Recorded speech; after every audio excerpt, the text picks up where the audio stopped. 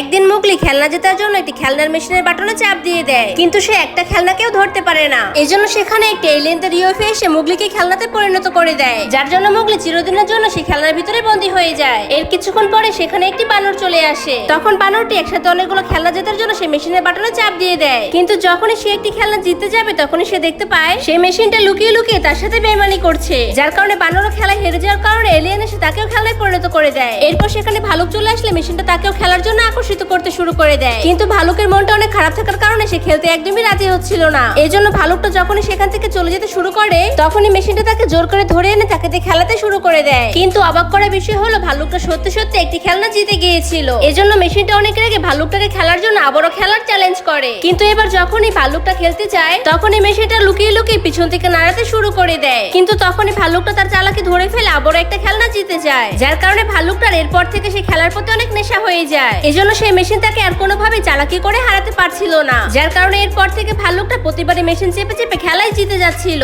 এভাবেই ভালুকটা একের পর এক খেলতে খেলতে সবগুলো খেলনায় জিতে গিয়েছিল। কিন্তু এরপর যখনই মেশিনটা দেখতে পায় এখনো তার ভিতরে একটি খেলনা বাকি আছে, তখন সে অনেক ভয় পেয়ে ভালুকটাকে থামাতে শুরু করে দেয়। এরপর সে মেশিনের মধ্যে একটা রোবটিক হাতকে বের করে সর্বশেষ খেলাটাকে তার দিকে টানতে শুরু করে দেয়। খেলাটিকে পাওয়ার পর মেশিনটা যখনই খুশি হয়ে এনজয় করতে শুরু করে তখনই ভালুকটা বুদ্ধি করে খেলাটার মধ্যে তার মাথা দিয়ে একটা ধাক্কা দেয়, যার কারণে খেলাটা মেশিনের হাত থেকে নিচে পড়ে যায়। এর ফলে মেশিনটা এবার খেলায় হেরে যায়, যার কারণে সে এলিয়েন মেশিনটার উপরে কোনো দয়া না দেখে মেশিনটাকেও খেলনায় পরিণত করে দেয়। তো বন্ধুরা, যাওয়ার আগে বলে যাবেন আপনি এরকম একটা খেলনা মেশিন পেলে কি করতেন।